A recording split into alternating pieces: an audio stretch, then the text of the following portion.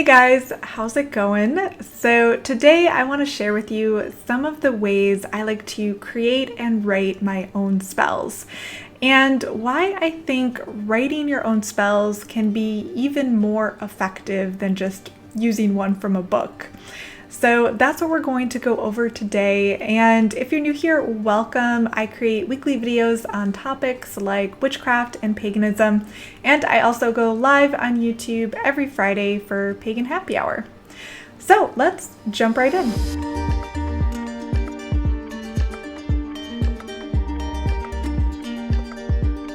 So first, I think we need to discuss what a spell actually is and how they work. Now, of course, there are many different viewpoints on this. I personally would define a spell as your willpower in action. When you're performing a spell, you're setting an intention and you're focusing your energy and then sending it outward in order to achieve a particular result.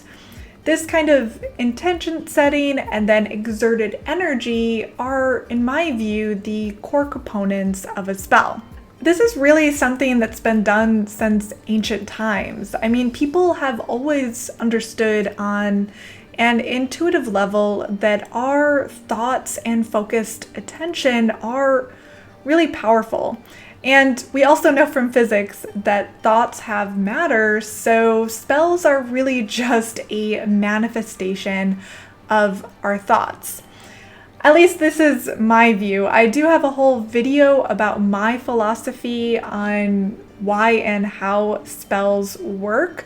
I'll link it down below in case you're curious and want to learn more about the history of spell work.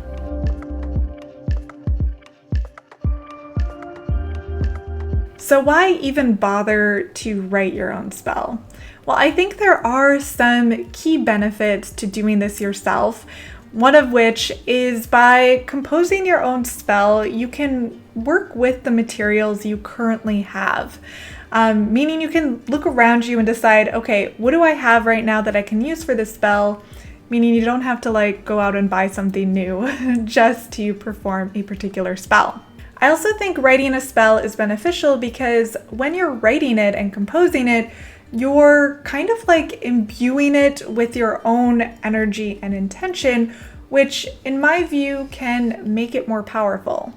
Also, by writing your own spell, you can get really specific in terms of what your intention is, what you're wanting to achieve, and I think this specificity really helps achieve better results.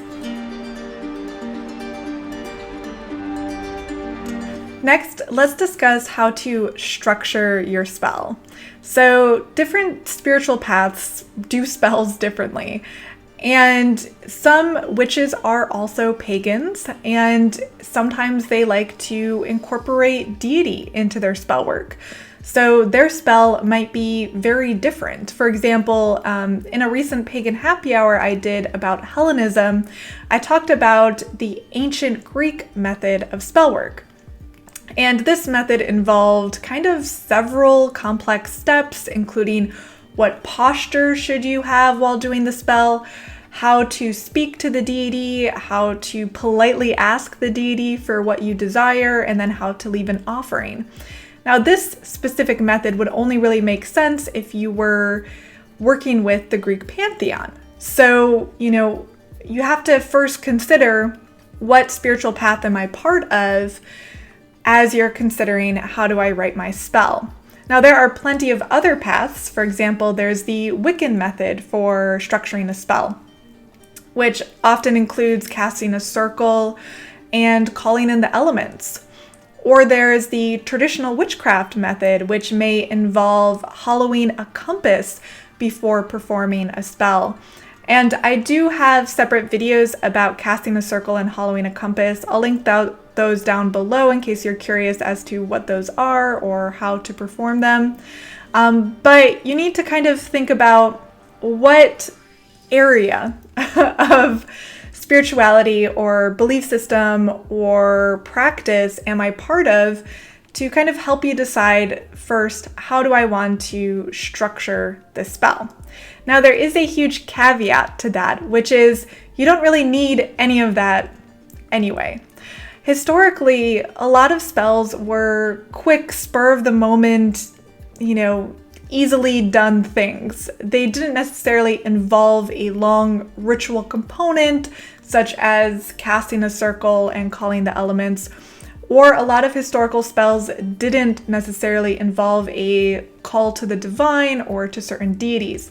So you don't need all this extra stuff, but you should decide if you want to include it in your spell, because there are, of course, some benefits to things like this, like casting a circle.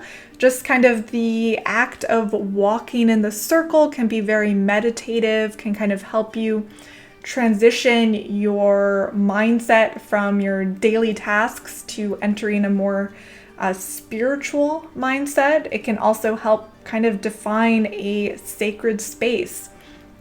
So there are some benefits to these ritual components for a spell, but you definitely don't need to have them if you don't want to. So now we're getting into the meat here. So what are the components of a spell? Now, in my view, the most important component of the spell is your intention, what you're wanting to achieve with the spell. And I think that this concept, this intention, needs to be really solidified in your mind before you do anything else. Sometimes it can help to, write it down so you kind of just have it visually there, clearly written out as you're planning out the rest of the components of your spell. Of course, like I said earlier, it helps if you're really specific too. So instead of just saying, I need more money in my life, being more specific, like I would like to increase my income by a certain amount in the next, X months or something like that. So being more specific, I think, can really help in setting your intention for the spell. The next thing you need to do is to decide on your materials. So the thing that really separates prayer from spell work is the materials, the stuff, right? Because the prayer part is an intention, right? That's what Christians do in church. In my view, that's kind of a spell in and of itself. They are sending their intention out into the universe. But what makes witchcraft different is we're doing that, but we're also using the power of material objects in the natural world to enhance that intention that we're sending out into the universe. So usually these additional items that you use in your spell are nature-based, like herbs or plants or crystals, and they usually correspond with your intention for your spell. For example, in a money spell, you might want to consider using cinnamon, as cinnamon is associated with money and luck. And this kind of creates a symbiotic relationship where the intention of gaining wealth is enhanced by the plant substance, in this case cinnamon, that shares the same folkloric meaning. Now, you don't have to necessarily use certain herbs or plants. A lot of people often use candles in their spells or other objects. Maybe they use like crystals or incense. There's a lot of different things you can use in your spell, but you want to check the correspondence to see if it matches your intention. And there are a ton of lists online that you can find that go over spell correspondences in terms of different herbs you can use, different plants, incenses, colors even.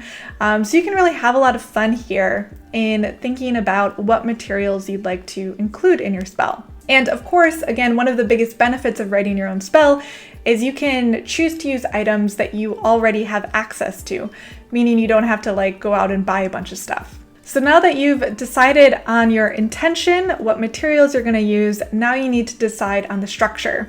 So this is where you decide if you are going to be adding in any additional ritual components, such as casting a circle, calling in the elements, hollowing a compass, asking for assistance from a deity. You want to kind of decide if you're going to be incorporating all of that and where in the spell that's going to occur. A lot of times those kind of ritual components happen at the beginning and the end of a spell. So for example, you cast the circle and then you do the spell and then you open the circle at the end.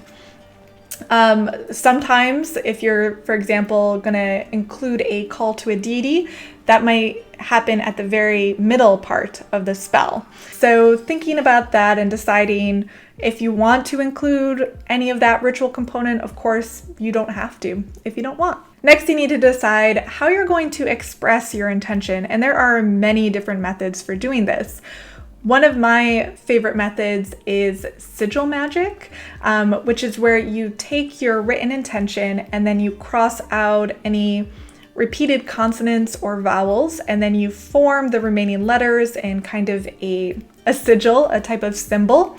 And then usually you end up burning it, though there are many different things you can do with that sigil once you've created it. I do have a video I made previously all about sigil magic that I can link below. Though there are other ways of expressing the intention. For example, another written one is you can just simply write your intention out on paper and then burn it during the spell, or some people like to write it on a bay leaf, as bay leaves are connected to good luck. Another easy way you can express your intention is through a rhyme or a poem. This is probably the most common thing that we see in spell work, or at least how it's portrayed in literature and movies, like Double Double Toil and Trouble or Abracadabra, So using the spoken word as the way to express the intention.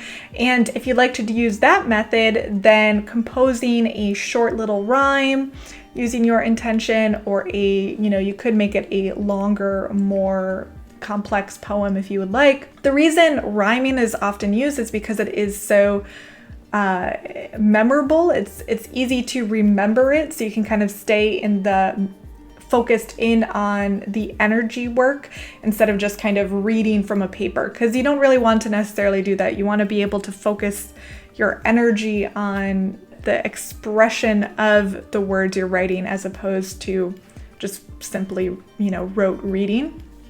So a simple rhyme really helps you do this, because you can memorize it and then kind of get yourself all worked up energetically and then perform that in a really powerful way. You can, of course, come up with the rhyme on the spot when you're in the middle of a spell, and sometimes that can work. If you feel really inspired, the words might just come, and that can be even more awesome. But usually, in my opinion, when I do it that way, I want to have it written down and memorized ahead of time.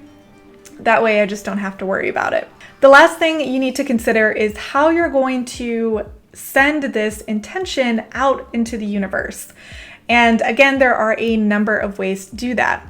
You can physically burn the intention. Earlier when I was talking about burning a sigil or burning a bay leaf, or if you've written the intention down on paper, that act of burning it is kind of sending it out into the universe.